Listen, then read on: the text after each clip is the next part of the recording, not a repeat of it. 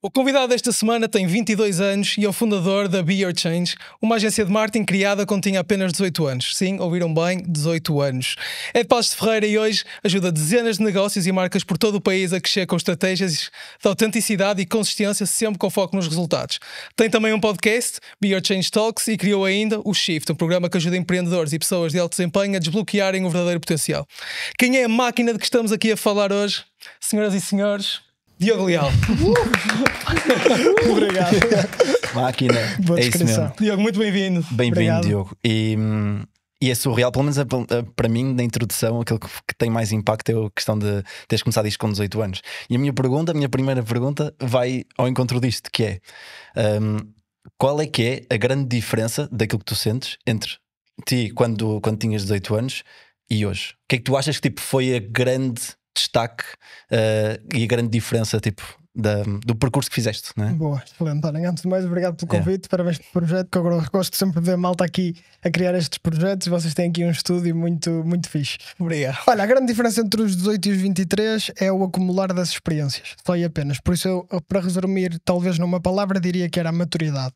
Ou seja, no fundo, estávamos a falar há pouco em off, eu faço exatamente a mesma coisa que talvez fazia há 5 anos atrás, com a mesma disciplina, com a mesma consistência, com a mesma vontade, com o mesmo propósito, mas com o acumular de experiências muito mais maduro nas minhas escolhas, nas minhas decisões, naquilo que eu quero fazer. E eu acho que isso é a grande diferença e o devão que os anos nos dão, que é nós podermos olhar para trás, fazermos esse exercício, que é eu podia agora estar a olhar para trás e dizer pá, realmente estou a fazer exatamente a mesma coisa que fazia com 18 anos e isso era um problema. Se eu fizesse a mesma coisa com os mesmos ideais é porque não estava a haver evolução. Por isso a evolução e a diferença vem de acumular experiências, de conhecer as pessoas, dos erros que dás, obviamente, que é aquele clichê barato, digamos assim, mas é o que faz grande diferença nessa experiência. Por isso só um Diogo talvez um bocadinho mais maduro. Sabes que eu acho, eu não te conheço, nem te conheci-te agora e não te conheci quando tinhas 18 anos, mas eu sinceramente acho que a tua mentalidade não achas que é a mesma? Ou seja, quando tu dizes experiência, é experiência se calhar muito ligada à parte profissional, porque foste ao longo do tempo com a tua empresa, foste tendo experiências. Mas a mentalidade, isto para dizer o quê? Alguém que começa com 18 anos é porque já tem que ter a mentalidade certa. Porque imagina, eu acredito que sim, que a mentalidade é a mesma. Lá está, era isso que eu estava a dizer, que é o mesmo Diogo. Porque eu hoje faço as mesmas coisas, com os mesmos valores, com a mesma vontade, com a mesma disciplina, com a mesma consistência. Pronto, é tão simples quanto isto. Agora, eu já disse isto num evento e digo várias vezes que eu tive sorte, que é uma das sortes. Eu nunca tive, digamos que, alguém que investisse no negócio, que começasse o negócio. A minha família não tem negócios, ou seja, fui o primeiro, digamos que lá de casa a criá-lo. Por isso aqui isso até nunca foi um entrave, mas foi sempre estranho, digamos assim, em casa. Mas eu tive muita sorte em ter uma base que apoiasse e que me desse a liberdade para eu tomar as minhas decisões. E isso foi uma sorte para eu poder dar jus à mentalidade que eu fui adquirindo, porque existem pessoas que efetivamente querem fazer acontecer, mas têm muitos travões, seja dificuldades financeiras, seja familiares, que infelizmente não o permitem. Para muitas pessoas isso é uma desculpa, mas para outras é mesmo uma realidade. E eu sempre tive, felizmente, essa sorte, foi a minha única e grande sorte, de ter à minha volta pessoas, principalmente família, que me deixassem fazer isso e que confiassem nisso. Mesmo naqueles momentos em que ou não dava certo, ou que realmente aquilo ainda era uma brincadeira, ou que estava a perder tempo, ou que achavam que eu estava embriagado com o que ia fazer, deram sempre o benefício da dúvida e disseram deixa estar. Mas eu acho que a mentalidade também não nasce. Eu não nasci com esta coisa de empreender. Aliás, eu na minha transição dos 17 para os 18 para escolher o que ia fazer na universidade, eu até lá eu queria seguir desporto. Era desporto, eu ia ser professor de educação física e queria ser jogador de futebol, que era aquilo que toda a gente faz. E foi só de um mês para o outro, e muito motivado em discussões em casa com o meu pai, que eu hoje agradeço-lhe imensamente, em que ele me dizia aquela coisa normal de pai, que é: eu acho que tens muito mais capacidades do que ir para desporto, eu acho que é melhor. E eu já fazia uns trabalhos nesta área, fazia uns conteúdos para o clube de futebol onde eu jogava, e só aí eu fazia sem saber o que era marketing, é que eu estava a pesquisar nos cursos da Universidade da Maia, que era por onde eu ia, que já sabia que ia estudar para lá, para o privado, porque na pública saiu-me para Braga, que não era muito longe, mas a minha irmã já tinha estudado em privada, então a nível de gastos era praticamente a mesma coisa, entre ir para fora e não ir, queria ter esse conforto de estar próximo. E encontrei gestão do desporto, que era um bocadinho marketing, comunicação, só que só ligado ao desporto. Arrastei para baixo e encontrei, eu acho que nunca contei isto, e encontrei gestão de marketing. E aí é que me veio o nome marketing e eu lembro-me perfeitamente de ir ao Google e de perguntar o que é marketing. E eu percebi que era aquilo que eu já estava a fazer no clube de futebol. Fazer os conteúdos, a comunicação, estratégias, interação. Eu tinha tido uma lista candidata à Associação de Estudantes e também pensei depois, eu inevitavelmente tive de fazer isto, convencer as pessoas a votar em mim é marketing. E então, ou seja, isso surgiu aquele gosto e é que mudei e fiz essa transição. Por isso, a mentalidade não foi sempre a mesma. Eu, aos 14, aos 15, aos 16 eu não pensava em criar negócio, e se calhar mesmo aos 18 quando lancei a página, talvez não sabia, até porque no texto de apresentação da Buyer Change eu digo que é um projeto pessoal que tem como objetivo mostrar os trabalhos que eu já vinha a desenvolver. Lembro-me perfeitamente, é isto que está lá escrito até ao dia de hoje, porque eu sempre vi de um lado, porque sou empreendedor, mas tenho uma mentalidade muito conservadora, até às vezes também, então era sempre um extra, era algo que achava eu na altura ia valorizar a minha imagem pessoal e o meu currículo para depois sair da universidade e trabalhar por conta de outrem, ou seja, só que arranjar trabalho com mais facilidade. Então lá está, ou seja, a mentalidade também moldou-se muito dos conteúdos a que eu me submeti também a ver, às pessoas que eu mantive à minha volta, que desencadearam este bichinho também. Tu disseste que então tu no fundo começaste isso para teres currículo, não é? Para depois entrar no mercado de trabalho.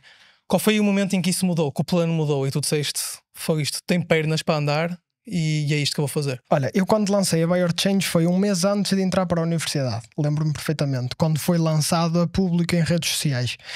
Opa, mas isso, ou seja, já para encontrar clientes. Sim, já com para o intuito encontrar de clientes, okay. sim, ou seja, abrimos uma página no Instagram que toda a gente faz, novo projeto basicamente, que é uma conta de Instagram, não é um projeto.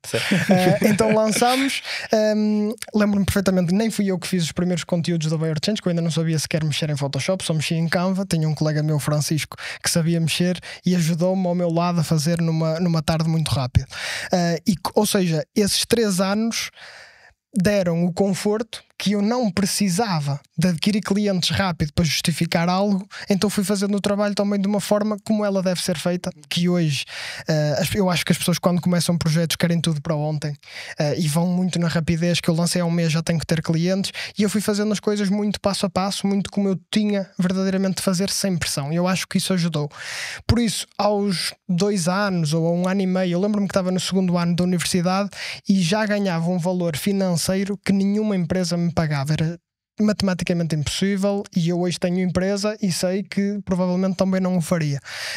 Ou seja, o que eu já ganhava do projeto, nenhuma empresa me iria pagar, e aí fiz o shift para ok, isto afinal é sério, afinal devo pensar de outra forma. E eu lembro-me perfeitamente de ter inclusive alguns bate-bocas com professores na universidade em que dizia que queria seguir com o meu projeto, com o meu negócio, e diziam que eu estava, digamos que maluco e que as coisas não eram assim e não sei o quê. Eu lembro-me perfeitamente disso, mas, ou seja, tive tempo para fazer as coisas acontecer e para que já no início do 3º ano da licenciatura, no último ano, eu já não pensasse sequer em ter um currículo, enviar currículo, seja o que for, já tinha o meu trabalho, queria que aquilo acabasse muito sinceramente o mais rápido possível para me deixarem trabalhar, porque já nenhuma empresa me conseguia pagar esse valor.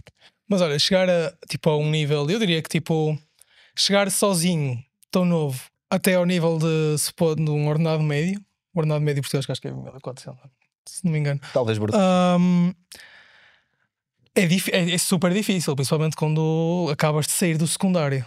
Quando quiseste abrir empresa, porque eu presumo que tu eras freelancer no fundo, tipo, tu tiveste alguém que te guiasse, que te desse um bocado a visão empresarial, que te ajudasse? Não como eu gostaria, de todo. Ou seja, eu, fruto do podcast, como vos estava a dizer, depois fui conversando com algumas pessoas que já faziam isso. Isto também com 18 anos. Sim, com 18 anos também. Foi no primeiro ano de licenciatura também. Sim, podcast. Sim, o podcast, o podcast foi provavelmente quase um ano depois, perto ali dos 19, foi quando comecei. nunca tive essa visão de empresário, de abrir conta. Pá, não fazia ideia, muito sinceramente. E no início, como freelancer, espero que ninguém da AT esteja a ouvir, mas é muito os MBWays, os pagamentos normais por fora de amigos. É como se fosse quase que a madrinha dar-te aquela mesada para te fazer um trabalho. No início é obviamente assim.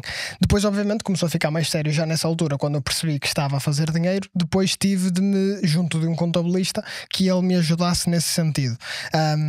Até perceber junto da contabilidade que um dia me avisou, que disse: olha, o que estás a fazer a título pessoal já não te vale a pena financeiramente, faça impostos, essas coisas todas, vale a pena começar a pensar constituir empresa. E foi aí que eu fiz por tentar conversar com pessoas mais próximas que já tinham empresa para como é que foi, como é que não foi. Eu lembro-me perfeitamente de me fechar uma tarde a perceber quais eram os custos de abrir empresa, e eu pensei: não vou fazer isto, tipo, isto não faz sentido, este valor mensal, estar a retirar para aquilo, pagar 300 euros só uma contabilidade, pá, por mês, não faz sentido. Estamos não a falar faz sentido. aqui de abrir a empresa ou trabalhador independente? De abrir empresa mesmo. Abrir empresa. Já fazer Porque já fazia sentido. Trabalhador Sim, claro, independente eu já fazia. Pois, depois. para ter contabilidade. Mas porque estavas já a contratar mais pessoas ou estavas já Porque o com outros valor, prestadores de serviço também? o valor já superava o de prestador de serviço. Muito bem, ok. Que tinha aquele limite que a partir desse momento que estavas isento, então já passando a isenção fazia sentido a fazer a abertura de empresa, já com o pensamento também de começar a delegar, que era o que eu ia fazer. Então disseram, Foram as duas coisas combinadas, ou seja, ao mesmo tempo. foi a questão de estás a ser tributado demasiado e com a empresa se calhar eras menos tributado, junto com Querer contratar. com querer contratar. Exatamente. Olha, eu gostaria de explorar isso, porque isso eu sinto que é uma das maiores dores dos empreendedores, é escalar, é o medo de contratar alguém, não é? Completamente. Portanto, vou presumir, tu chegaste a um ponto em que percebeste que estavas a trocar tempo por dinheiro, e quando as pessoas normalmente têm falta de tempo é quando começam a valorizar mais o tempo. Mas ao mesmo tempo, e a dar esse passo é uma coisa difícil, porque uma das grandes dores é: isso não sei quem não faz tão bem como eu e depois eu perco o cliente. Então há sempre esse medo quando as pessoas começam a escalar. Como é que tu encontraste ali o sweet spot para fazer isso, e como é que tu ultrapassaste esse medo, se é que alguma vez o tiveste? Tive muito esse medo. Fui a pessoa que adiou a decisão de delegar talvez um ano. Agora, olhando para trás, durante um ano eu já podia ter delegado e não deleguei. Olha, principalmente por conta de duas coisas que a mim me aconteceram e não têm de acontecer a todos. Um é o pensamento freelancer barato, digamos assim, ou mentalidade barata, que é de querer a pizza só para nós. Se eu ganho todo este valor, porque é que eu vou estar a abdicar de determinado valor para pagar a outra pessoa quando posso fazer eu, se calhar, em mais horas? E isso não faz sentido absolutamente nenhum, mas é normal, lá está, fruto da experiência e tudo mais, nós pensarmos: não, eu dou mais 2 horas, eu dou mais 3 horas. Só quando chegamos a esse ponto em que estamos a trocar tempo por dinheiro, não dá mais, e foi aí que eu pensei: não dá mais. Eu sou uma pessoa que valoriza muito a nível pessoal o tempo que passa com a família, o tempo que passa com as pessoas mais próximas. Então eu percebi que, ok, eu estou a ter de abdicar de muito da minha vida para estar todos os dias a trabalhar das 8 da manhã até às 9, 10 da noite, e muitas vezes até depois. Então aí comecei a pensar delegar. Eu tive uma sorte imensa também nesse objetivo, porque eu trabalhei muito a minha marca profissional, a Buyer Change, então muitos freelancers já seguiam, muitas pessoas já seguiam, e sem eu nunca pedir ou abrir um recrutamento, chegou até a mim ou enviou-me uma mensagem uma designer, a Cris, que ainda hoje está connosco, a dizer: olha, eu faço trabalhos de social media, vi que vocês também fazem, se precisares de ajuda, eu estou cá. E eu vi essa mensagem e pensei: até era fixe, por acaso estou a precisar. És mesmo tu. Nesse mesmo dia liguei-lhe, falámos sobre o objetivo, passei-lhe logo 3, 4 conteúdos da Buyer Change para fazer. Ela fez no mesmo dia também, aproveitou a oportunidade, é uma história mesmo muito bonita. Não gostei dos primeiros conteúdos que ela fez e eu disse: não, faça o que eu vi na tua página, consegues fazer mesmo muito melhor. Eu dei-lhe um briefing mal feito, também aprendi logo com isso, foi logo num dia. Os segundos posts que ela faz, aquilo estava absolutamente inacreditável, melhor do que eu inclusive também fazia. Melhor, é comparado, mas eu gostava de dizer que eram melhores, e eram, na minha opinião.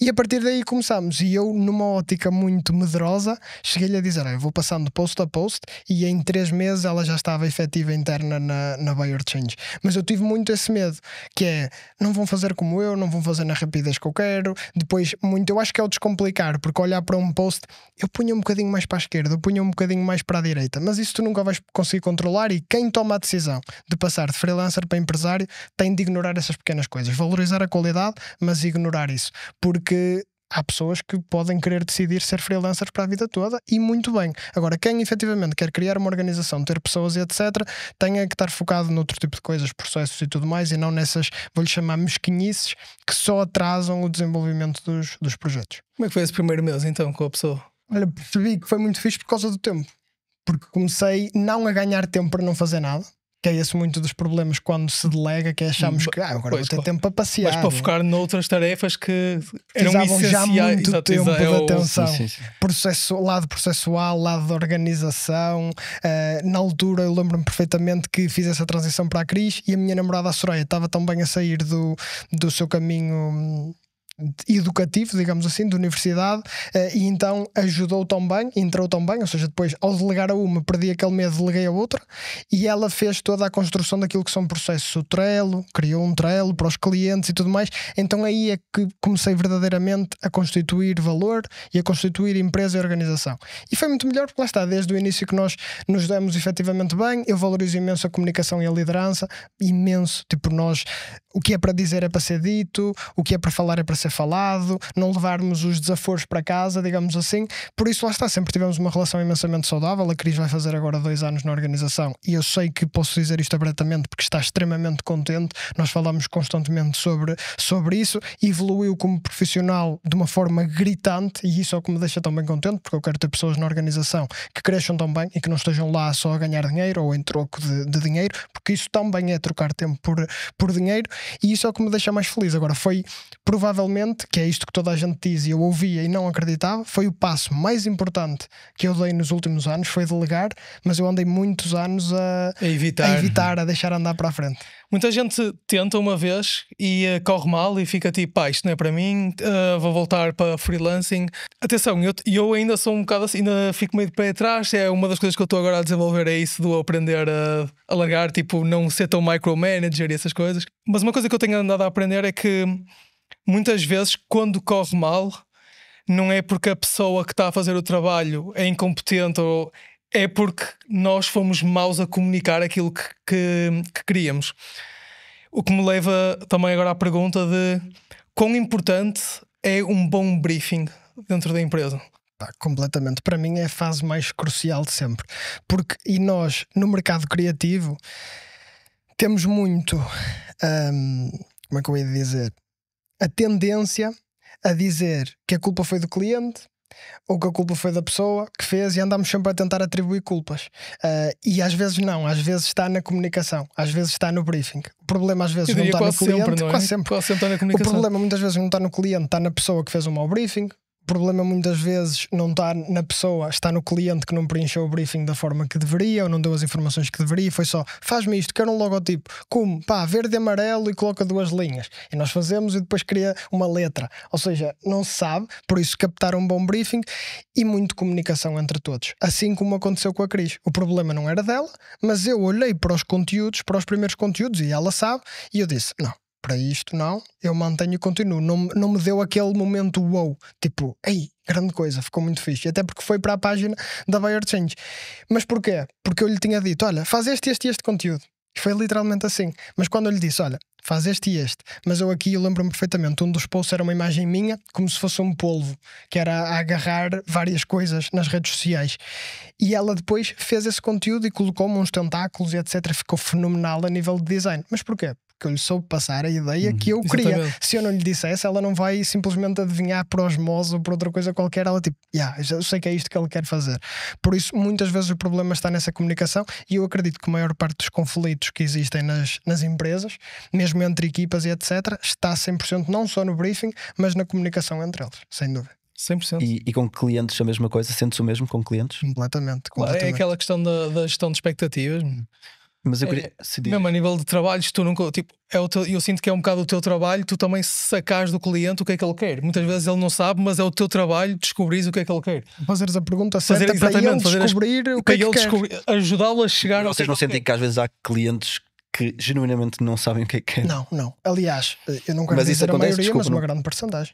que não sabe o que é que quer. Não sabe o que é que quer. Acha que sabe o que quer, mas não sabe o que quer. Mas eu volto a dizer, é o teu trabalho, tu levá-lo para o sítio certo. E não reclamar e estar a dizer porque o cliente não sabe, porque tu és burro, ou porque... não faz sentido. De género, é perguntar e fazê-lo chegar. Eu já tive de casos de clientes que me chegaram com uma ideia de que queriam uma coisa e acabaram a fazer uma completamente diferente, porque fazia mais sentido, mas só porque lhe fiz perguntas.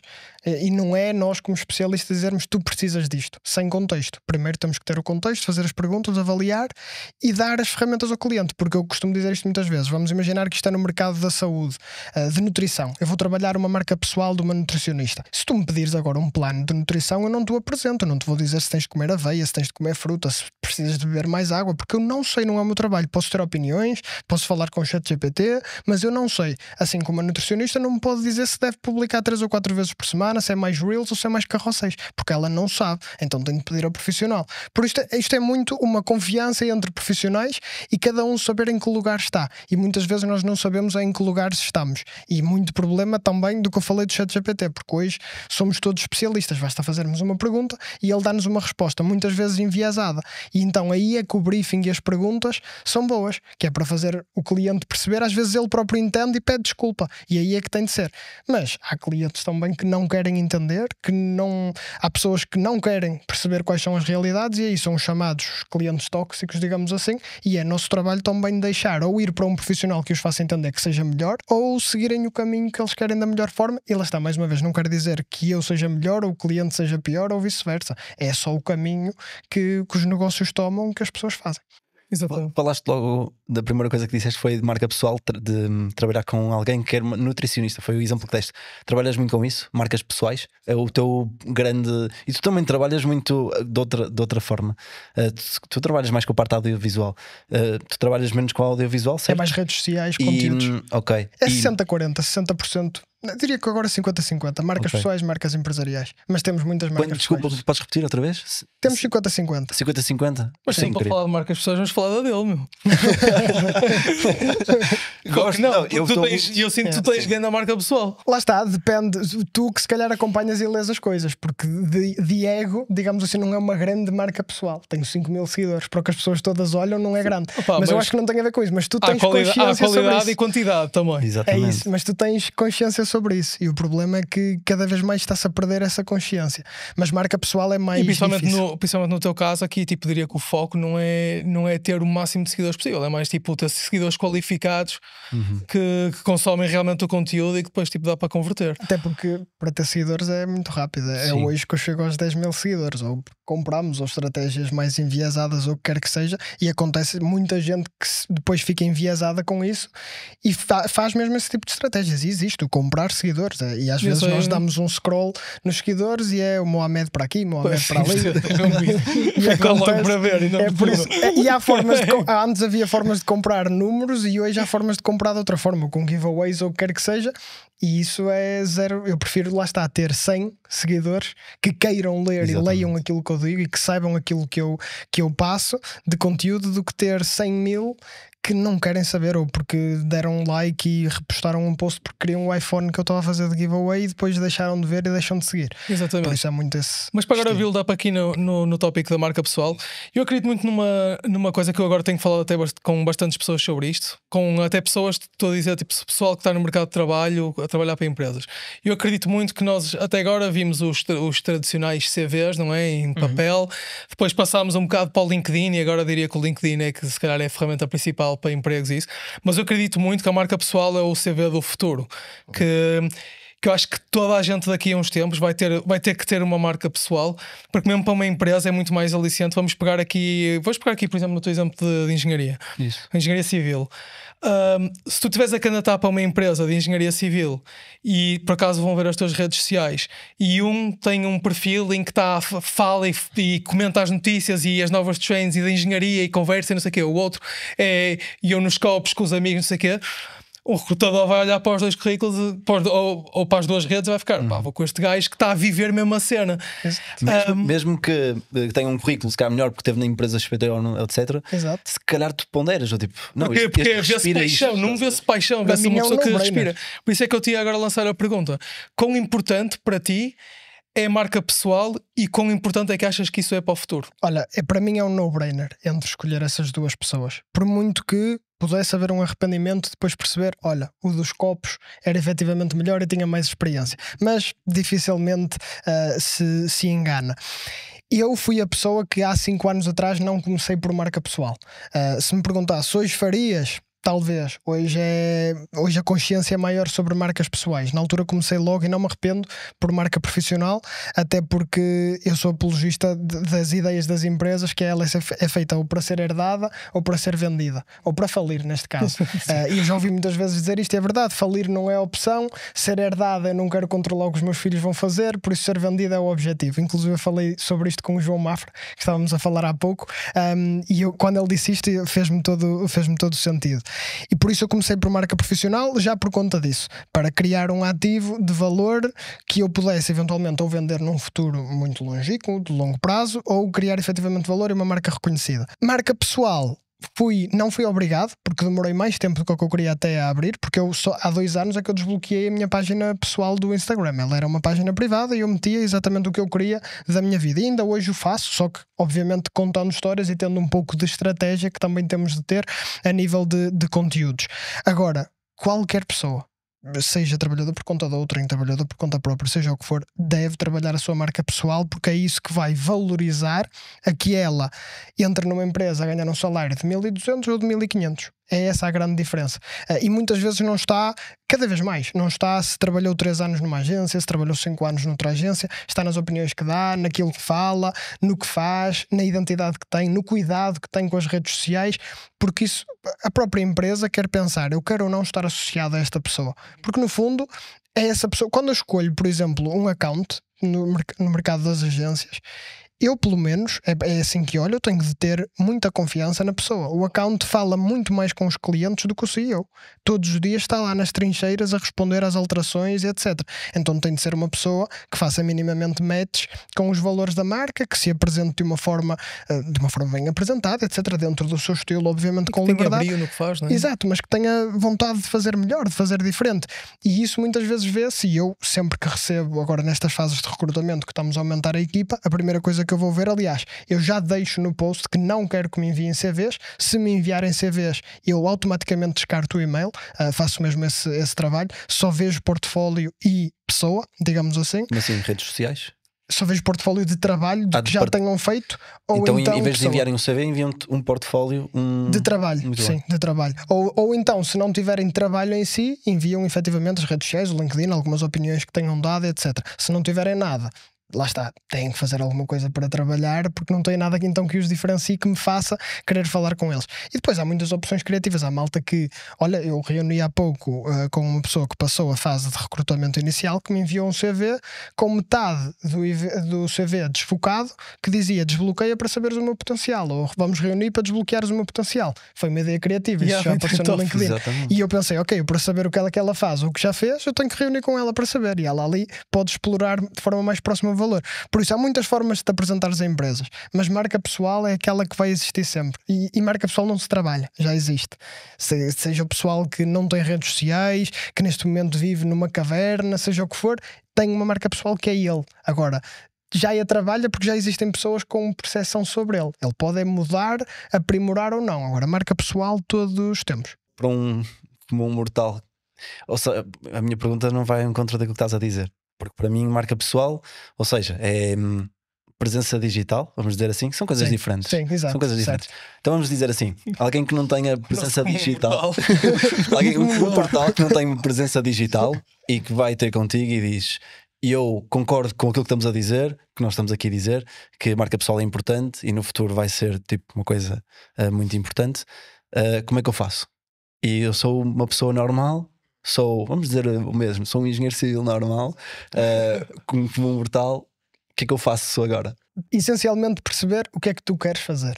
Isto é muito importante para as marcas pessoais, porque se eu te der uma solução tailor-made e muito de tens que agora pegar no teu telemóvel, começar a gravar vídeos, a dar opiniões sobre engenharia, por exemplo, tu podes não querer fazer isso. Tu podes querer vir falar de saúde ou de como viver até aos 100 anos. Por isso, essencialmente é cada pessoa, lá está, cada marca pessoal perceber do que é que quer falar, do que é que gosta, como é que se quer expor. Desmistificar que marca pessoal é para ganhar dinheiro. As pessoas não têm de criar a marca pessoal para vir ou ganhar mais dinheiro ou serem aumentados ou o que quer que seja. Isso são tudo consequências daquilo que nós vamos fazer. Mas devem efetivamente, lá está, procurar um tema, um assunto em que, das duas uma, ou sejam especialistas ou gostem mesmo muito. Para não nos aventurarmos. Eu não me vou aventurar agora a ir para as redes sociais falar de lei e de direito, porque não sei. Sei aquilo que sei, mas não a ponto de vir dar opiniões e de me colocar como especialista. Isso é, como eu digo muitas vezes, dar um tiro no pé, porque dizemos uma coisa errada e de repente podemos viralizar, mas pelo motivo errado. Por isso, é perceber onde é que nos queremos posicionar. Posicionamento é tudo, que é como é que eu quero ser visto pelo outro, como é que eu quero que os meus seguidores, que inicialmente vão ser a minha mãe, o meu pai, os meus tios, os meus primos, como é que eu quero que eles me vejam, como é que eu quero que eles depois de verem o meu conteúdo se sintam, porque aí façamos o que nós quisermos, nunca nos vamos arrepender. E eu penso muito nisso, que é, eu não penso assim tanto como pensava antes na opinião dos outros, o que é que vão achar do meu conteúdo, e nunca deixo de publicar nada pela opinião dos outros, mas gosto de ter sempre controlo sobre o que estou a fazer, se está alinhado com os meus valores, com aquilo que eu gosto e com a forma como eu quero ser percebido. Eu hoje quero estar aqui sentado porque algum de vocês viu o meu conteúdo e me percebeu como uma pessoa humilde, que trabalha com foco, consistência naquilo que é o meu trabalho, e não como alguém que está aqui, por exemplo, que é um crypto bro, que fez muito dinheiro cedo aos 23 e está aqui e faz e acontece. Mas isso é o meu posicionamento, é a forma como quero ser visto. Eu há dias fiz um conteúdo a falar sobre isso. Eu fiz um Reels orgânico, ganhei 100, 150 seguidores num dia. Mas porquê? Porque eu enumerei todos os objetivos atingidos em meio ano. Então nesse vídeo eu dizia, em 6 meses eu já viajei por 3 países, eu fiz um podcast para 500 pessoas, eu atingi todos os objetivos de faturação que eu queria. Aquilo era um embelezamento, era uma coisa momentânea, então qualquer pessoa olhar para aquilo, este gajo é incrível. Mas se eu fizer o que é que tu precisas de fazer para atingir X, ou para criares isto, tens de perder 3 anos a fazer isto, ninguém quer seguir, ninguém quer ver aquilo. E eu fiz um conteúdo exatamente sobre isso, que é, eu ontem publiquei este vídeo e ganhei 150 seguidores, porque isto é a venda do sonho, é aquela coisa do o que é que aconteceu, é o momento, é aquele currículo embelezado, é aquele post de LinkedIn, digamos assim. E toda a gente quer seguir isso, mas depende, foi o que eu disse, escolhe o teu jogo, escolhe a forma como queres crescer. Eu quero fazer isto todos os dias, mostrar o dinheiro que tenho, as condições que tenho, se comprei carro, se não comprei carro, onde é que estou a viver, o estilo de vida, as casas. Quero que as pessoas me sigam por causa disso ou por causa do valor que eu tenho. Por isso as marcas pessoais têm de pensar cada vez mais sobre o que querem fazer e a forma como querem ser percebidos. E depois também quanto mais genuíno é, mais fácil é de fazeres o conteúdo. Muitas pessoas também, como querem vender uma coisa que não são, depois não conseguem fazer isso durante um longo período de tempo. É muito difícil. Ficam pelo caminho. É muito difícil. Tu falaste, eu tenho duas coisas aqui para falar, mas vou começar pela primeira, que é foi engraçado porque tu disseste marca pessoal, isto vai ao encontro daquilo que estamos a falar, marca pessoal, e eu primeiro começaste a falar sobre conteúdo de engenharia, mas depois disseste, eu estou aqui porque vocês acharam que eu era humilde, que sou dedicado, que sou... Ou seja, tu misturaste aquilo que é componente técnica com o componente pessoal. Sim, gostei, é mesmo isso. Isto não é uma pergunta, isto é tipo um... Isso é que é uma marca pessoal. Porque lá está, para ser profissional, falamos só de um tema técnico e podemos criar uma buyer change. Porque tu tens que conectar, não é? E se tu só falaste também de coisas técnicas, não conectas. É chato. Então acham que é tipo uma mistura das duas? Ou, por exemplo, como é que eu consigo fazer as duas coisas? Faço um reel sobre engenharia e faço outro reel sobre ser humilde? Ou... As duas coisas dão para se conectar. Eu ando à mesa com o Marcelo a criar conteúdo. Olha, vou-te dar um exemplo prático do que vai acontecer a seguir e do que eu vos estava a falar com o Caminho. Que eu disse que viemos para aqui, eu vim gravar o podcast, eu estou com o Diogo e nós hoje vamos tirar deste dia 9 conteúdos. Tanto do que estamos a fazer aqui, um behind the scenes, que é conteúdo de conexão. Ou seja, as pessoas vão ver o que é que eu fiz no dia-a-dia, como é que cheguei aqui, como é que vos conheci, o que é que nós estamos a fazer, câmaras por trás, etc. Não estão a ver isto tudo esteticamente pensado. Depois vou ter conteúdos sobre o outdoor que nós vamos colocar. E aí são vários. Eu vou ter um conteúdo que é técnico. Porque é que colocamos o outdoor? Qual é que é o objetivo do outdoor? Porque é que ele está ali? É uma campanha de ativação de marca? É para quem gosta efetivamente de marketing. Mas também vou ter um conteúdo que no fundo será storytelling, que é onde é que eu comecei, digamos assim, e hoje é um grande dia porque colocamos o nosso primeiro outdoor. Estamos no Grande Porto, a caminho do Mar Shopping, numa rua muito movimentada, estamos num outdoor. Ou seja, daqui tens 3 conteúdos diferentes, um técnico, um de storytelling e um mais explicativo. Ou seja, um de behind the scenes, de backstage. Por isso, tu aqui fazes tudo. Tu falas do que é técnico, mas também te conectas com as pessoas, porque aquelas pessoas que se calhar me seguem já de há 5 anos atrás, que me viram, olha, podes seguir por favor aqui a página que eu estou a lançar e tudo mais, veem hoje aquilo num outdoor. E quem tiver conexão com isso vai gostar, até vai recomendar, até vai falar, até vai fazer um comentário. Vai ver também. E percebes? Ou seja, e tu neste caso é a mesma coisa, que é falares de engenharia, mas o que fizer sentido, tu dares opinião com o teu dia-a-dia, vais dar, eu com a opinião que tens sobre uma notícia de engenharia, etc, de género. Isso já não é só o técnico, já não é só o ensinar, é tu dares o teu cunho pessoal. E aí tens pessoas que vão gostar, outras que vão odiar, umas que vão concordar, que não vão concordar, mas isso depois tudo depende. A partir do momento em que nos expomos disso, nós temos que ter noção, é que estamos expostos a todo tipo de opiniões. Claro. Por exemplo, uma cena que eu acho que conecta mesmo bem com as pessoas é struggles, é dores. Que é o que o pessoal não gosta muito de falar, porque o pessoal nunca quer dar uma de que tem fraquezas. Mas isso para mim é o que conecta. O teu primeiro conteúdo pode ser porque é que eu venho para as redes sociais. e de certeza que pintava. Eu tenho certeza disso, funcionava assim. Não há dúvidas. Vou fazer um corte disto. A seguir vamos gravar este Olha, outro estilo de marketing que tu falas muito também é marketing de oportunidade. É interessante porque eu descobri este termo por ti. Boa, queria que falasse um bocado sobre isso, tipo, quão importante é estar tipo, em cima do acontecimento e adaptar também conteúdos a coisa. Tipo, claro que uma pessoa não deve seguir só trends, não é? Mas, claro. Mas quão importante é ao mesmo tempo estar ali com o dedo no pulso do acontecimento para aproveitar o momento. Marketing de oportunidade tem muito de bom e muito de muito mau, porque quando não bem utilizado é um tiro no pé automático, porque há ondas que tu não tens de surfar nessas trends, digamos assim, e o problema é nós generalizarmos tanto a ponto de isto aconteceu, eu tenho de estar lá. Não, primeiro temos de analisar o contexto para perceber se faz sentido no meu segmento seguir esta trend, porque nós não vamos usar o conteúdo só porque sim.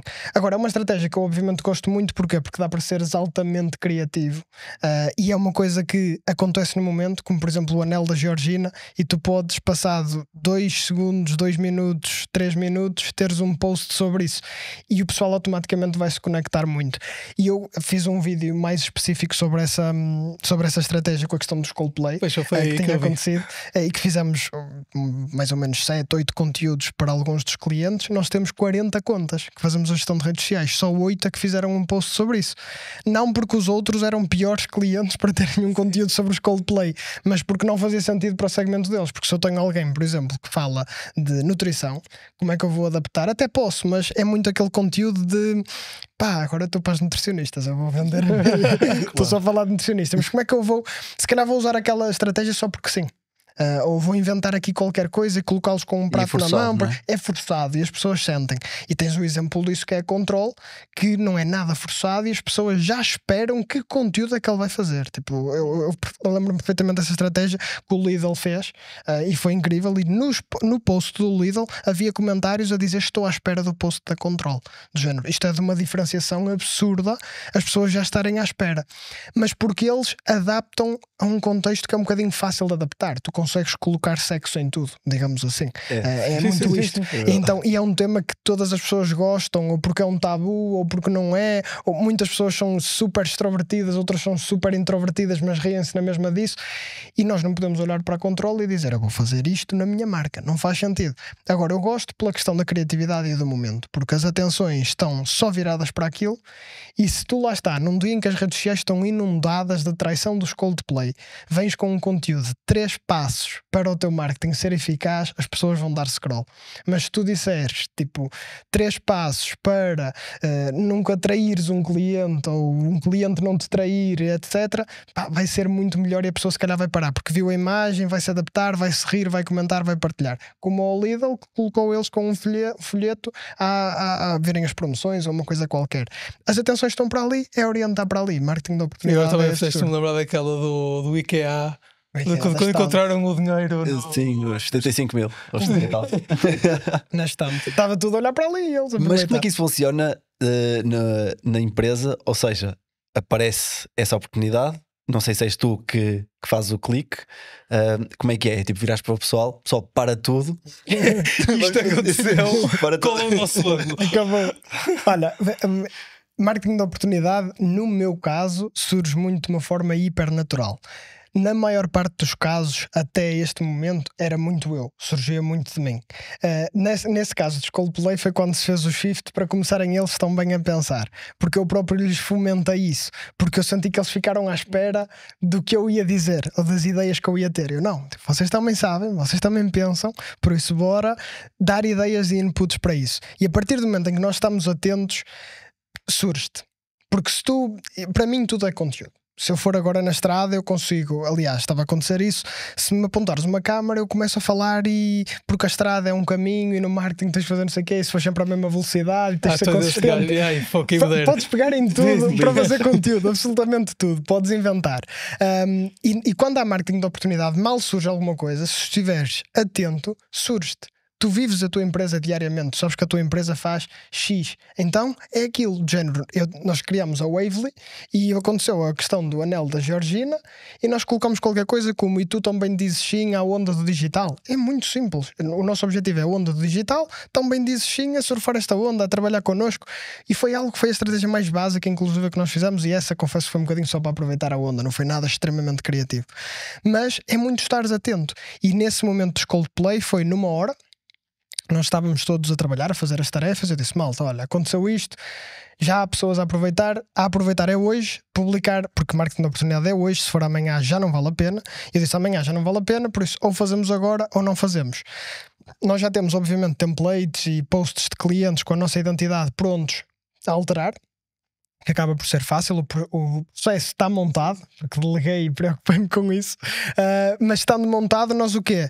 Olhámos para a nossa lista de clientes e começamos literalmente a fazer brainstorm e a dar ideias. Eu disse, olha, lembro-me perfeitamente, nós tínhamos um cliente de flores e estávamos a dizer, olha, com um ramo de flores tudo se resolve, e colocámos eles com um ramo de flores, ou outro PT a dizer sobre as pessoas, lá está, a mentirem sobre irem treinar ou não irem treinar, e até foi o Gonçalo, se não estou em erro, que deu essa ideia. Por isso começámos literalmente a dar scroll nos clientes, olha, este é PT, no personal trainer, e surge, não é uma coisa que se ensina, não é uma coisa que se faz, e assim é muito mais fácil, porque as coisas estão montadas, paramos ali meia horita, é super engraçado, é daqueles momentos que ficam, porque as pessoas não estão só rotineiras, tipo robôs a trabalhar, então paramos ali, partimos-nos a rir, e nós pegamos nos conteúdos, publicamos na hora, e eu logo a seguir também, fui com a Soraya, estava em casa da Soraya, fomos lá para fora, sem estúdios montados, etc, e pusemos-nos a gravar um vídeo, e eu dei scroll nos posts que nós fizemos, publicamos, felizmente correu bem.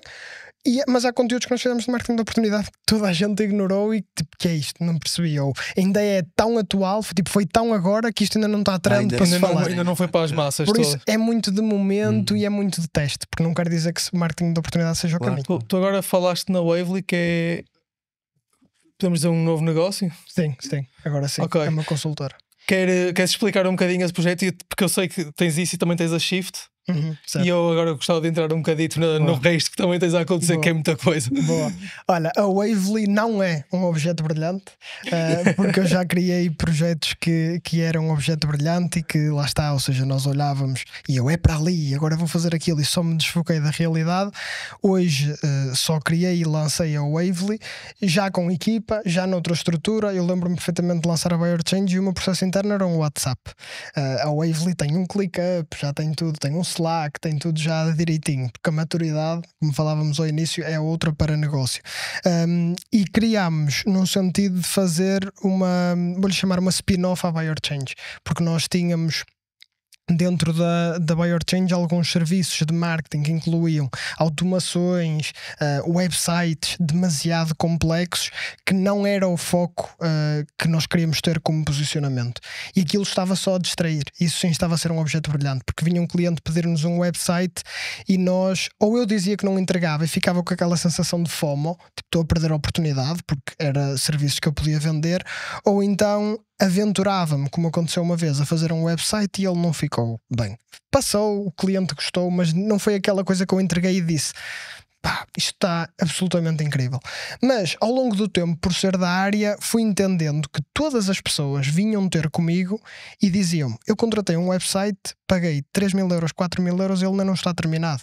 Ou não chegaram a terminar, ou ele está cheio de erros, ou começamos e não acabamos. eram erros absurdos, ninguém terminava websites. E eu pensei, no momento em que disser que nós fazemos websites, primeiro, não vai demorar 1 ano, 2 anos a construir um website. Segundo, ele nunca vai ficar a meio, vai ficar terminado num bom prazo, a um bom preço, a um preço competitivo, que era esse o posicionamento que nós queríamos ter. Então daí é que eu disse, não faz sentido para a Buyer Change, não é esse posicionamento que nós queremos ter. Daí nós agora nos reposicionarmos e estarmos focados na Buyer Change, não como a agência faz tudo, que para mim já não funciona. As agências 360, como eu me nomeei algumas vezes, para mim não funciona assim tanto, e estamos focados em 3 verticais: gestão de redes sociais, que é o nosso core, ponto final, foi onde crescemos e é onde estamos e somos mais fortes, landing page e branding. Tudo o que é websites, etc, é externo, e aí eu sabia que tinha 2 pessoas altamente capazes comigo e próximas de mim que já faziam esse trabalho na Buyer Change, mas não com o meu apoio e proximidade certa, e que então iniciámos aquilo que é o caminho na Wavely, focada simplesmente em websites e integração de inteligência artificial, chatbots, etc. Por isso estamos agora, digamos que começar, obviamente é uma coisa que demora a arrancar, já temos alguns projetos em andamento e que já os fizemos e entregamos, mas foi no fundo criar um outro projeto para não haver distração.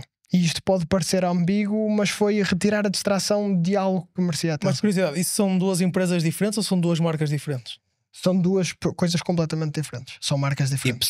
E pessoas diferentes? E pessoas diferentes, sim, também. Ou seja, não a tens equipa da pessoas Buyer no- Change Sim, não quando está a faz dizer trabalho. empresas é tipo, é a mesma equipa, mas está Não, dividida não. em 2 marcas diferentes? Não, são mesmo pessoas diferentes. A equipa da Buyer Change é a equipa da Buyer Change e não presta serviços já à Wavely. São coisas independentes e equipas independentes. Uma, altamente, a Buyer Change especialista no que eu disse, a Wavely altamente especialista no segmento onde nós queremos estar, que é aquilo. Quem está, que neste caso é o Rodrigo, o Pedro Vieira, são especialistas só neste tipo de criação. Que foram 2 pessoas que também chegaram até mim com um e-mail, um cold e-mail, a perguntar se queriam que fizesse o site da Buyer Change, e depois acabaram por ficar. São 2 miúdos para mim com uma capacidade incrível. Eu digo miúdos, eu também sou um miúdo, mas com a idade que eu comecei, eles estão agora, e lá está. E eu, sem dúvida, que lhes dei essa oportunidade e quis que eles desenvolvessem o projeto comigo, chamei-os, fez sentido, e agora estamos a ver também no que dá. Se testarmos, nós obviamente validámos a oferta antes de o lançarmos, mas começar a correr mal e for um objeto brilhante, também não há problema nenhum em fechar o tasco,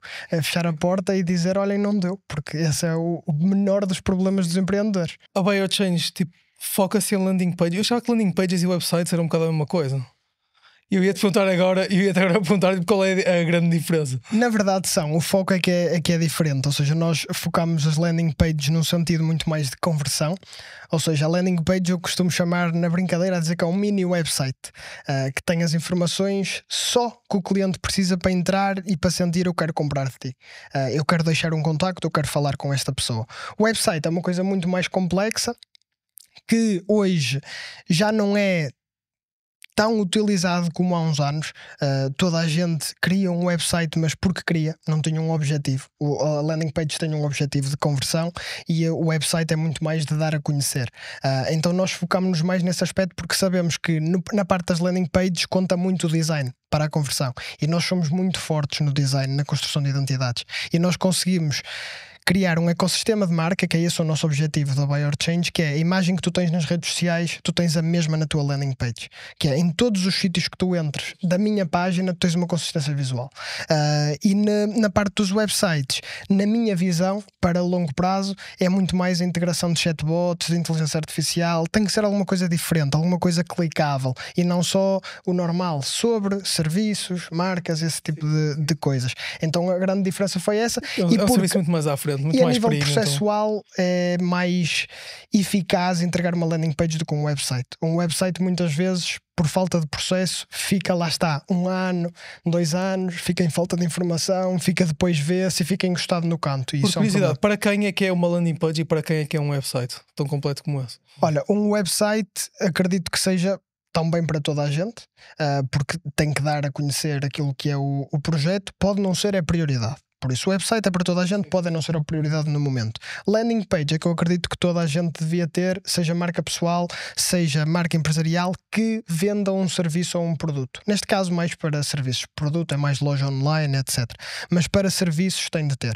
Ou para redirecionar para uma marcação de uma reunião, ou para ir para uma compra direta, ou para ter algum acesso à informação mais personalizada ou para responder a um briefing, tem de ter. Landing page é uma página de aterragem, por isso as pessoas têm de ter onde aterrar. Eu caí aqui neste Instagram, gostei, acho personalizado, onde é que eu vou deixar informações? Ou para me contactarem ou para eu contactar. No caso do Buyer Change, nós temos diretamente para o website, para o WhatsApp, à pessoa responsável que vai depois responder. Por isso a pessoa interessou-se, entra, valida esse gostar daquele trabalho e vê com quem trabalhamos, os trabalhos que temos, números, ou seja, uma coisa resumida para conversão, clica e vai diretamente para o WhatsApp falar connosco. Por isso são duas coisas diferentes. Landing page muito mais para prestador de serviço, quero dizer. Portanto, o que é engraçado, porque tu com 23 anos estás a ajudar pessoas a atingir o potencial delas.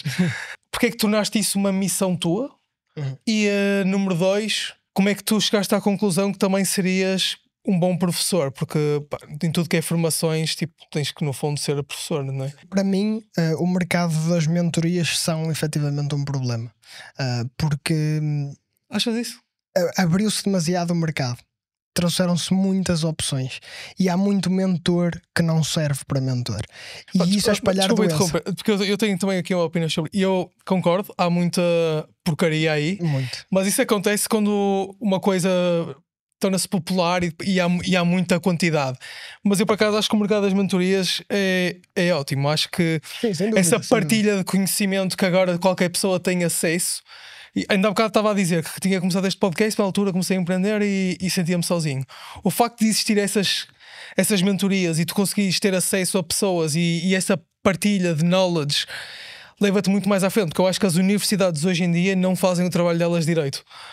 Não, de todo. O pessoal sai sem bases nenhumas para o mercado de trabalho. Completamente. Mentorias diminuem-te imenso a curva da aprendizagem, porque tu podes literalmente recrutar alguém ou ter alguém que te diz tudo aquilo que tu tens de fazer, adaptado ao teu contexto, para que tu faças num ano o que talvez fosses demorar em 5. E no mundo real. Exato, e de quem esteve lá, de quem fez, porque muitos professores da universidade nunca criaram uma empresa, por isso como é que te vão ensinar a criar uma empresa? Eu perguntava muitas vezes sobre isso. Por isso, nesse sentido é ótimo, mas abre-se uma porta à facilidade de qualquer pessoa hoje cria uma conta de Instagram e é mentor. E existem muitos mentores que é quase que eu chamo-lhe o espalhar da doença. Estás a falar de mentoria técnica ou mentoria mais de... Seja pessoal, seja técnica. Acho que em qualquer tipo, como qualquer coisa. Mas eu não acho isso mal, pelo menos a parte técnica. Pessoal, sim, acho um bocadinho... Sim, pessoal cada vez mais. A técnica não acho mal. A pessoal cada vez mais porque... Isso. Lá está, espalhas doença mesmo. Porque se eu me posiciono, por exemplo, faço ao desenvolvimento pessoal, existem pessoas que nem elas estão desenvolvidas pessoalmente e que estão a ensinar as outras a desenvolverem-se. E isso, por muito que seja às vezes engraçado de falarmos, é um problema real. Porque lá está, isso é espalhar doença. Tipo, a pessoa não está bem e está a ajudar outros a acharem que estão bem, e mais pessoas vão estar mal ou vão viver sobre aquelas crenças. E para isso eu acho que cada vez mais tem de existir uma responsabilidade. Por isso foi muito assente nisso que eu também, entre aspas, criei. Não foi por necessidade, não foi por criar outro negócio, não foi por surfar a onda das mentorias, foi por necessidade talvez do público. Ou seja, eu ouvia e recebia muitas vezes, não estava aí o meu foco, mas recebia muitas vezes como é que me podes ajudar, como é que eu posso aprender contigo, se prestas mentoria, fazes mentoria, e eu sabia que mentoria individual não era algo que eu queria fazer, questões de tempo, de retorno, mais a nível de negócio e mesmo a nível de impacto. Então decidi posicionar-me de forma a que criasse um programa, que fosse um programa e não uma mentoria, com um espaço de tempo delineado para tu bateres em certos touchpoints que desbloqueiem efetivamente o teu potencial. Porque o máximo potencial para mim não existe, porque tens sempre algo que podes atingir mais à frente. Eu próprio com 23 anos não atingi o meu máximo potencial e hoje eu próprio invisto milhares e milhares de euros para investir no meu desenvolvimento e na minha mentoria. Eu estou em algumas mentorias, não em muitas como já estive, porque lá está, entrarmos às vezes em muitas mentorias é como a questão de comprar os cursos, compramos os cursos não fazemos nenhum, nenhum, ficam todos lá para ver. Então agora gosto de dar foco e até talvez investir mais, mas numa, e que me ajude a diminuir a minha curva de aprendizagem, que é esse o objetivo das mentorias. No meu caso, como percebi que depois existia muito esse pedir das pessoas, eu disse, ok, então bora testar. Foi em janeiro, vou abrir uma turma de 6 semanas focado naquilo que eu acredito, que é, não há uma fórmula, não há isto que tu tens de seguir por estes passos e vais atingir XYZ. Eu não posso direcionar-me agora a pessoas que são freelancers e querem criar agência e dizer que têm de fazer exatamente o que eu fiz, porque são contextos diferentes, são zonas diferentes, são pessoas diferentes, são oportunidades diferentes. Então não é uma calculadora, digamos assim. Então juntar um bocadinho de desenvolvimento pessoal, de soft skills essencialmente, como eu estou sempre a dizer, que num currículo para mim é o que mais faz diferença e não as questões tão técnicas, junto de lá está, de juntar especialistas que trago obviamente para falarem sobre aquilo que são especialistas, porque se há coisas que eu não sei, se eu não sei sobre nutrição, por exemplo, eu chamo uma nutricionista e ela fala, mas juntar outra vez os nutricionistas, vou ter que mudar aqui de contexto. Eu por acaso a última vez trouxe um personal trainer, por isso não foi um personal trainer. Também levei o João Mafra, por exemplo, para falar de mentalidade e de superação, isto no Hack Your Life, que esse não é público, não é um programa público. O Pedro, no Shift o Pedro Pinto também? Também, exatamente, o Pedro Pinto. Eu esteve convosco. Com ele, sim. Ele esteve no Shift, tive essas aulas. Até nos convidados que eu tive no Shift foi diferente, porque eu sentia que muitas mentorias eram desenvolvidas e os convidados que traziam era para trazer leads, porque eram conhecidos, então era fixe ter ali uma aula, porque posso vender mais. E os 4 que eu trouxe foram 4 pessoas próximas que tiveram um impacto em mim e que não muito conhecidos o eram. O Pedro estava a começar, o Vitali não tem um trabalho, digamos assim, público, é atleta de alta performance, mas não vende, digamos que no digital, nada específico, nem infoprodutos. O Bruno Machado Vidinho é o meu mentor semanal, estou a trabalhar com ele aquilo que é a gestão de stress, terapia, se lhe podemos chamar, por isso é ele que me ajuda semanalmente, por isso porque não ele fazer um conteúdo para ajudar as pessoas. E a Bárbara Koller, que também acredito que vocês conhecem, sim. Que também gostei muito de falar com ela, gosto muito da mentalidade, para mim é especialista naquilo que é meditação guiada, por isso ela trouxe uma meditação guiada a agregar o valor ao programa. Por isso, ou seja, foi muito assente nisso e felizmente correu muito bem. Até agora ainda não abri outra turma. Porquê? Porque senti que nesta fase não era prioridade e eu não ia ter o foco e disponibilidade para ajudar efetivamente as pessoas. E o que me deixou mais contente foi saber que os 20 que participaram na primeira turma, os 20 hoje estão diferentes de quando começaram. E isto não é feedback da rede social. E isso é que eu acredito que é positivo. Tu, enquanto tiveste esta experiência, o que é que tu sentiste que era o maior bloqueio que estas pessoas tinham? Olha, principalmente generalizando, claro. Sim, generalizando, era isso que eu estava, porque são situações às vezes, muitas delas muito específicas, mas generalizando é a guerra da informação. Ou seja, não saberem para onde se virarem, não saberem onde se focarem, porque ouvem muita coisa, dizem-lhe muitas coisas e então é uma perda de foco gigante. E depois, principalmente, rotinas. As pessoas muitas vezes com coisas básicas mudam de vida em semanas. O acordar mais cedo, fazer deep work, desligar as distrações, coisas que podem ser simples para quem o vive diariamente, mas que para essas pessoas nunca aplicaram e quando aplicam sentem efetivamente que aquilo é positivo. E principalmente tudo que é gestão de tempo, que é onde é muito focado o programa, foi incrível, porque as pessoas automaticamente a gerirem melhor o seu tempo, são mais produtivas, aproveitam melhor. Se calhar estavam, muitos deles, que há lá alguns casos que o estavam a fazer, achavam que estavam struggle e a trabalhar até às 2 da manhã, locked in e essas coisas todas, e com menos horas geraram mais resultado, e mais resultado até para a vida delas, tiveram muito mais tempo livre, que se calhar não tinham e romantizavam aquilo.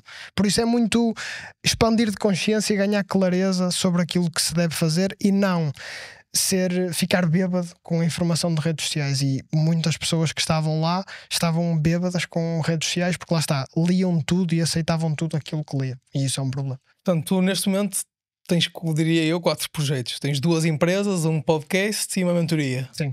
Destas 4, qual é que te traz mais satisfação? Onde é que te sentes mais realizado? Estás-me a colocar num apertado. Olha, a maior change eu costumo dizer sempre que vai ser sempre a minha menina, porque obviamente foi onde eu comecei, por isso gosto sempre muito de fazer aquilo e cada vez mais, e a nível de negócio é aquilo que me dá mais pique a fazer. Mas onde eu me sinto mais realizado é na mentoria, porque sentir que efetivamente eu tenho alguém que me traz depois um feedback a dizer, olha, isto que me disseste gerou o resultado XYZ, pá, é a melhor coisa que me podia ter acontecido. Ver alguém a ter resultado é o melhor. Mas lá está, o podcast eu também o adoro. Porquê? Porque foi daí que eu desbloqueei o meu propósito de vida. Eu acredito que o propósito de vida não é tu sentares-te numa cadeira e pensares qual é que é o meu propósito de vida. Eu tenho que sair daqui com um propósito de vida. Não é, e ele pode mudar. E com o podcast eu lembro-me perfeitamente de estar num deles ao vivo e me ter caído a ficha de é este o meu propósito de vida, que é mobilizar e impactar pessoas. Mobilizar, que é fazê-las tomar alguma decisão, e impactar na ótica de eu saí daqui e foi diferente. E quando eu recebi um testemunho, e muitas vezes recebi, é curioso, do Gonçalo, que hoje faz parte da equipa da Bayer Change, mas ele foi a todos os podcasts, e o Gonçalo enviava-me muitas mensagens a dizer tipo, pá, eu fui e hoje aquilo que eu ouvi ou do especialista ou de ti mudou-me e fez-me isto e aquilo. E eu pensava, é isto que eu quero fazer. Por isso é uma diferença e um balanço entre impacto de realização pessoal, que sem dúvida as mentorias, e de negócio, de crescimento, de dar aquele gosto de estratégias e de estar a estudar e olhar para folhas e Excel e tudo mais, de empreendedorismo, obviamente num lado muito mais de empresas. As duas em momentos muito distintos. Há uma pergunta que eu gosto de fazer sempre para todos os empreendedores. Isso. Eu acho que isto aqui tipo, É um clássico. diz muito. Eu acho que diz muito como tu és, como empreendedor, que é qual foi o teu maior fracasso como empreendedor e como é que o ultrapassaste? Agora tenho que pensar aqui um bocadinho. O meu maior fracasso como empreendedor? Olha, o problema de delegar ou adiar o delegar, como nós falámos, foi um problema e foi efetivamente um fracasso. Podia tê-lo feito mais cedo, mas também não me arrependo. Porque, olha, depois, mas aí é mais uma decisão que adiaste. Estou a dizer, algo que tu fizeste deu porcaria, mas tu deste a volta. Agora tenho que pensar muito sobre isso. Fizeste-me pensar. Agora. Esta aqui é deep. Tinha que ter essa na ponta da língua. Um fracasso. Mas se deste a volta, deixou de ser fracasso. A síndrome do objeto brilhante é também um fracasso, porque eu lembro-me de haver um momento em que lancei um projeto que não durou 2 meses, que foi a Skills, que eu lancei a achar que e não funcionou, que era um shift, mas não aliado àquilo que eu queria e não no momento certo. Por isso o objeto brilhante eu acho que muitas vezes foi o meu fracasso, que foi querer fazer muitas coisas.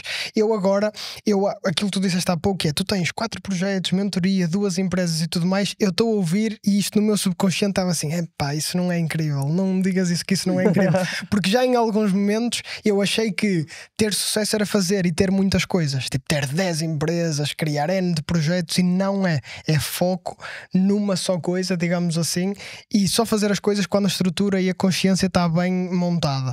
E eu muitas vezes sofri isso e sofri desse fracasso. Outro fracasso pode ter sido, ou seja, não são específicos e técnicos, são mais a nível pessoal, mas o da comparação. E nós falávamos disto há pouco, que é olhar para o embelezamento da rede social, olhar para outras pessoas que lá estejam e comparar-me no sentido de porque é que eu ainda não fiz isto, ao invés de se calhar até me motivar, ou sem analisar o contexto. Se calhar aquela pessoa atingiu aquilo, já tem 10 anos de empreendedorismo, tu tens 2, cala-te e volta para o computador. Por isso, ou seja, o comparar e o objeto brilhante talvez foram os meus maiores problemas, que geraram muitos fracassos que podiam ter sido evitados. Mas são fracassos, lá está, não é nada muito específico, mas o perder tempo é um fracasso. O perder horas a desenvolver um projeto que depois não vai ter repercussão nenhuma, só te atrasa para tu poderes ter implementado um processo na tua empresa que ia melhorar a produtividade. Por isso não é nada assim gritante, até porque tenho 23 anos. Se calhar daqui a 5 ou 10 anos, daqui a 5 ou 10 anos, se calhar vou ter um fracasso, e espero ter e falar sobre ele, e que me tenha ajudado a desenvolver, mas pelo menos esses 2 foram provavelmente os fracassos que mais atrasaram o desenvolvimento. E da comparação ainda vou sofrendo às vezes, que eu acho que isso é... Qual é que foi o melhor conselho que alguém te deu? Olha, nunca, mas nunca mesmo me dispersar ou me distrair daquilo que são os meus valores fundamentais. A consistência, a disciplina, todas essas, digamos que frases bonitas, são muito fixe para a rede social, mas a vida real é totalmente diferente. E por isso nós termos sempre a consciência limpa e tranquila de que todas as decisões que nós estamos a tomar fazem match com aquilo que são os nossos valores, seja a humildade, a seriedade, a confiança, nós sabermos em que moldes é que nós queremos viver, isso para mim é sem dúvida o mais importante, e muito motivado pela minha família em casa, pelas pessoas que eu tinha próximo, muito aquela coisa de de pai, mãe, de avô, de pessoas próximas que gostam de nós, mais velhos, que nos dizem: tu não te percas, tu vê lá. Eu acho que isso é o melhor conselho de sempre, e eu faço por constantemente me alertar para isso, porque é muito fácil, principalmente com a minha idade, muitas vezes sair daquilo que é o meu corpo e a minha consciência, e eu agora já sou isto, eu já faço isto, eu já atingi determinada coisa, e o chamar-nos à terra constantemente é cada vez mais importante. Lá está, trabalharmos aquilo que é a clareza. Quem é o Diogo daqui a 50 anos? Esta aqui, estava à espera desta. Essa é, Este é um essa é clássico mais meu. de... Olha, acima de tudo eu quero que seja exatamente o mesmo miúdo que é hoje, ou seja, com muita vontade de fazer coisas diferentes, de ajudar pessoas, mas que seja sempre muito feliz. Houve coisa que sempre me diferenciou muito ao longo destes 23 anos, que não é uma vida, digamos que longa, mas que já é uma vida, foi sempre eu estar sempre muito feliz, ser sempre um miúdo extrovertido, conhecer pessoas novas. Eu, por exemplo, eu tenho uma coisa que é: eu sempre com miúdos pequeninos, com bebés, toda a gente gosta de mim, a minha família, quando eu jogava futebol existia sempre o Diogo, o engraçado e tudo mais.